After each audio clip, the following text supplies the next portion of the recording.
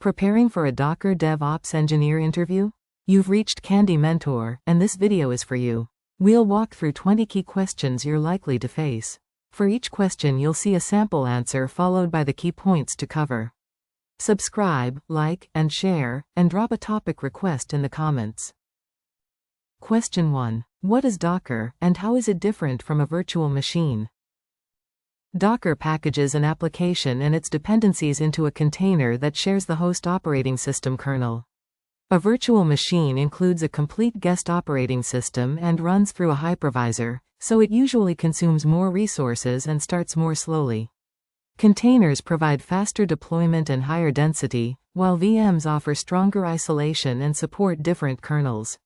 I choose containers for portable services and VMs when kernel isolation, legacy operating systems, or stricter tenancy boundaries matter. While answering, explain container isolation, the shared host kernel, images, startup speed, resource usage, hypervisors, operating system boundaries, security considerations, and situations where virtual machines remain more appropriate. Question 2. Explain the difference between a Docker image and a container. An image is an immutable, layered blueprint containing application code, runtime dependencies, and metadata. A container is a running instance created from that image, with an additional writable layer in runtime configuration. I build and scan images in C, push them to a registry, and start containers from version tags or digests. Because container changes disappear when the container is removed, persistent data belongs in volumes or external services, not inside the writable layer. Make sure to cover immutable image layers, runtime state, copy on write behavior, container lifecycle, registries, reproducibility, persistence through volumes, and why containers should generally remain replaceable rather than manually modified. Question 3. How would you write an efficient Dockerfile for a production application? I start with a small, trusted, pinned base image and add a Docker ignore file to reduce build context. I copy dependency manifests before source code so Docker can reuse cache layers, then use a multi-stage build to exclude compilers and test tools from production. The final image runs as a non-root user, defines a clear entry point, and includes health metadata where useful. I also scan the image and rebuild regularly for security updates.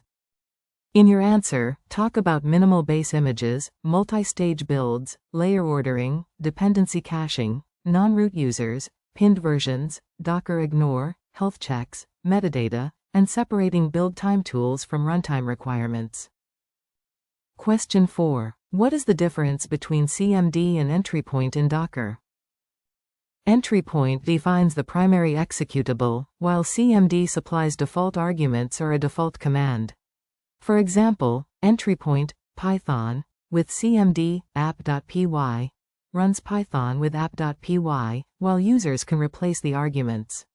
I prefer exec_form JSON syntax because it avoids shell parsing surprises and lets the process receive signals directly. I use ENTRYPOINT for fixed application identity and CMD for defaults that operators may reasonably override. Be sure to mention default commands, executable behavior, argument overriding, shell versus exec_form, signal handling, composability, and how combining ENTRYPOINT with CMD creates sensible configurable defaults. Question 5. How do Docker volumes differ from bind mounts, and when would you use each? A volume is managed by Docker and stored in Docker's data area, while a bind mount maps an explicit host path into the container.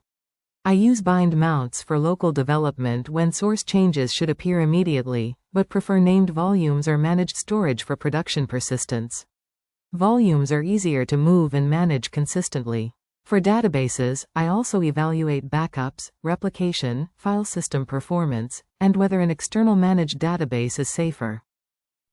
Focus on Docker managed volumes, host path bind mounts, portability, permissions, backup behavior, development workflows, production persistence, security boundaries, and why container file systems are unsuitable for durable application data. Question 6. How does Docker networking work, and which network drivers have you used?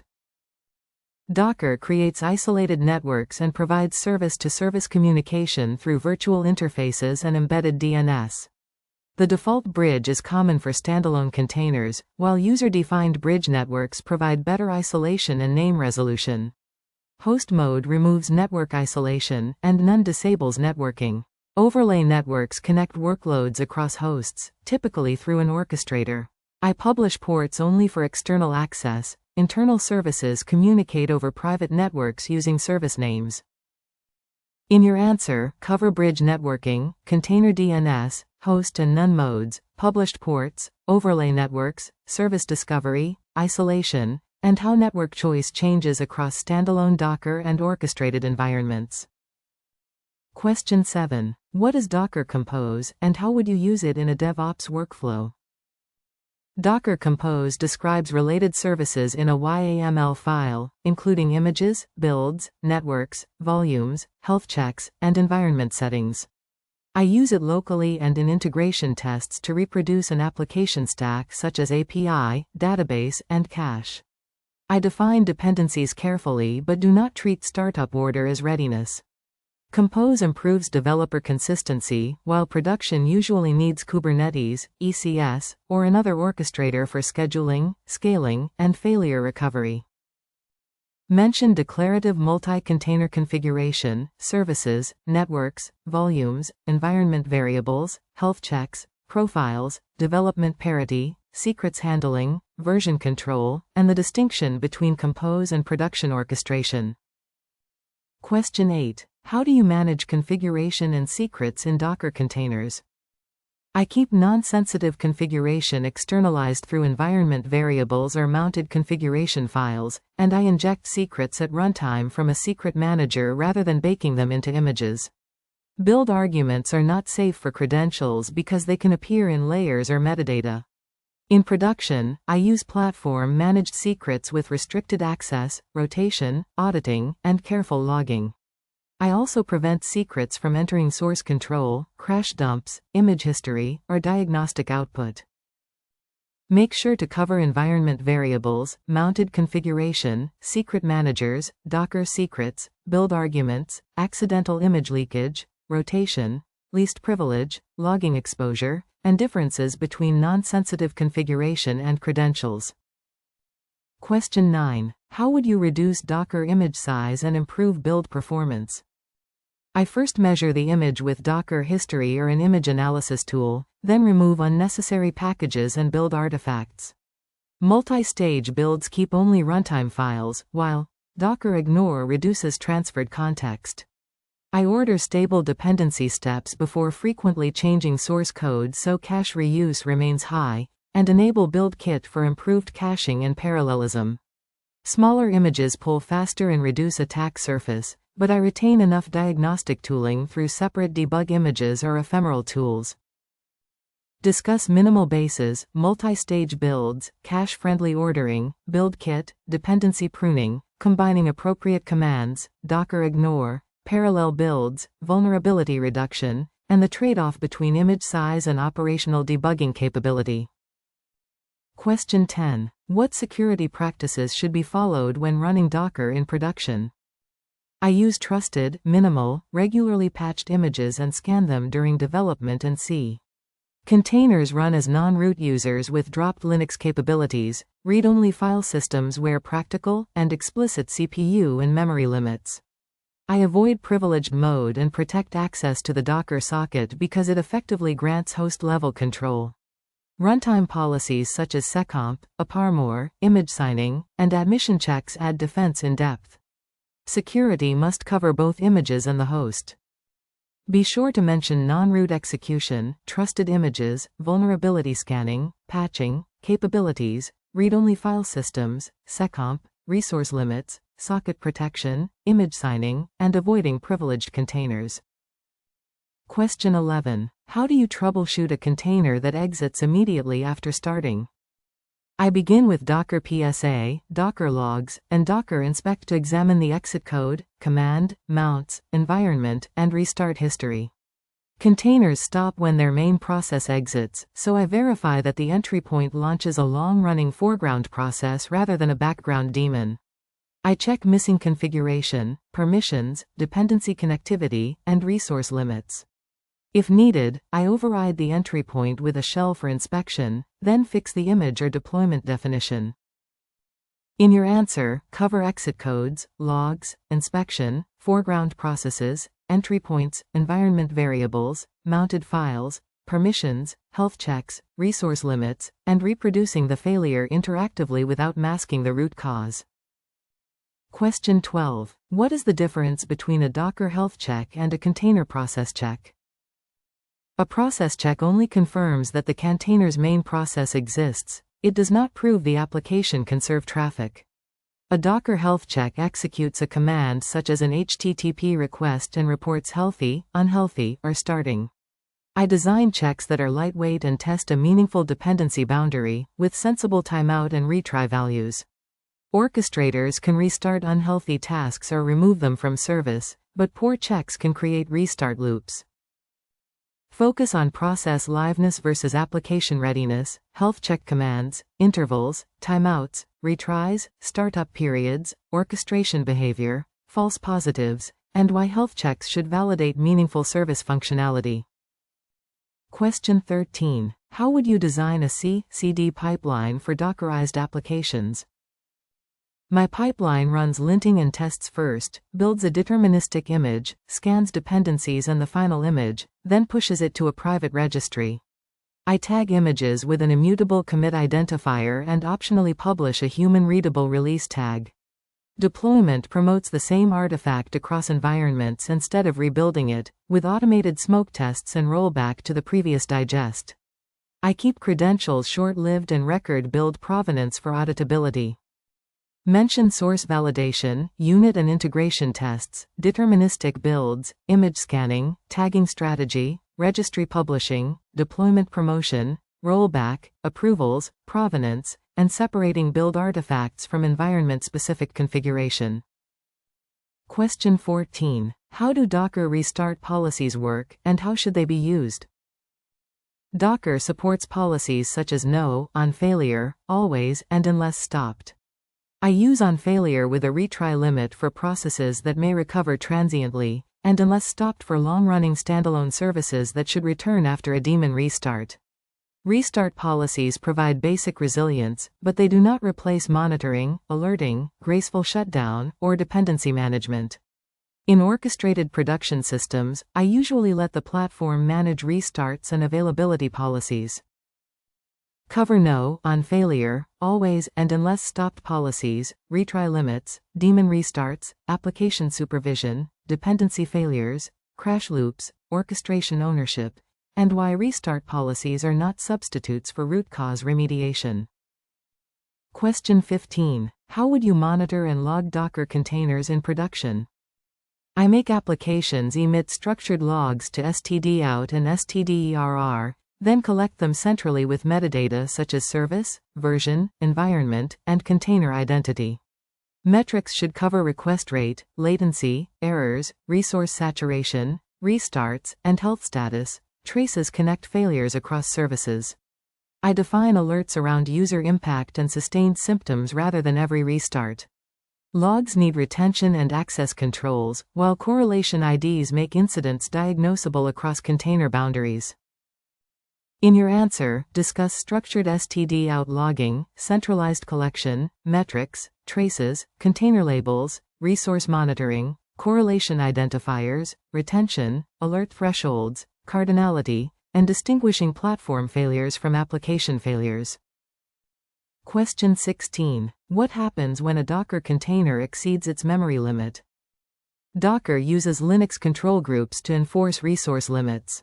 If a container exceeds its memory limit, the kernel may invoke the killer and terminate the process, often producing an exit code associated with forced killing. I inspect container metrics and host events, then compare limits with application behavior and traffic. I set realistic requests and limits, tune runtimes such as the JVM, and alert before saturation. CPU throttling usually degrades performance rather than immediately killing the container. Be sure to mention cgroups, out-of-memory kills, exit status, swap behavior, memory versus CPU limits, monitoring, sizing, JVM or runtime tuning, and preventing noisy neighbor impact through workload-specific resource policies. Question 17. How do you make Docker containers run as a non-root user? I create a dedicated user and group in the image, assign ownership only where the application needs write access, and set user before the runtime command. Numeric IDs help align permissions with mounted file systems, although platform conventions must be considered. I test startup, temporary file creation, and log behavior as that user. Rootless Docker can further reduce host risk. If a service genuinely needs privileged operations, I isolate and minimize those capabilities rather than defaulting to root. Mention Dockerfile user, numeric UID and GID, file ownership, writable directories, rootless Docker, mounted volume permissions, capability reduction, file system permissions, and testing container behavior under the intended identity. Question 18. How would you deploy Docker containers with zero or minimal downtime? I build an immutable image and deploy it alongside the existing version using a rolling or blue-green strategy. New instances must pass readiness checks before receiving traffic, while old instances drain connections and handle SIGTERM gracefully. Database migrations follow an expand and contract approach so both application versions remain compatible. I monitor error rate and latency during rollout, keep the previous image available, and automate rollback when service level indicators deteriorate. Focus on immutable images, rolling or blue-green deployment, readiness checks, graceful shutdown, connection draining, backward compatible database changes, health-based traffic routing, rollback, and capacity planning during replacement. Question 19. A Dockerized service works locally but fails in production. How would you investigate? I compare the exact image digest, command, environment, mounts, user, architecture, and resource limits between local and production. Then I inspect logs, health checks, DNS resolution, network policies, credentials, and external dependency responses. I verify that configuration is injected consistently and that the production host supports the image architecture. Rather than changing multiple variables, I reproduce the deployment with production-like settings and use metrics or traces to isolate the first failing boundary. Discuss environment parity, image digests, configuration, networking, DNS, permissions, architecture, resource constraints, external dependencies, observability, reproducible reproduction, and comparing runtime facts rather than relying on assumptions. Question 20. When would you choose Docker Swarm, Kubernetes, or a managed container service? I choose based on operational needs rather than Docker familiarity. Swarm is simpler for small environments, but Kubernetes offers richer scheduling, extensibility, ecosystem support, and multi-team platform capabilities. Managed services such as ECS or Cloud Run can reduce control plane maintenance while integrating tightly with a cloud provider. I evaluate workload complexity, availability targets, compliance, team skills, and cost. The best choice is the simplest platform that reliably provides required deployment, scaling, and observability features. In your answer, compare scheduling, scaling, networking, service discovery, operational complexity, ecosystem maturity, cloud integration, team expertise, workload requirements, and the importance of selecting the simplest platform that satisfies reliability goals. If you are still with us, congratulations, you are much ahead of the rest and serious about preparing for your interview. We hope we were able to add value to your preparation and create some helpful content. Do not forget to like and share this video. Your small act can do great things for us.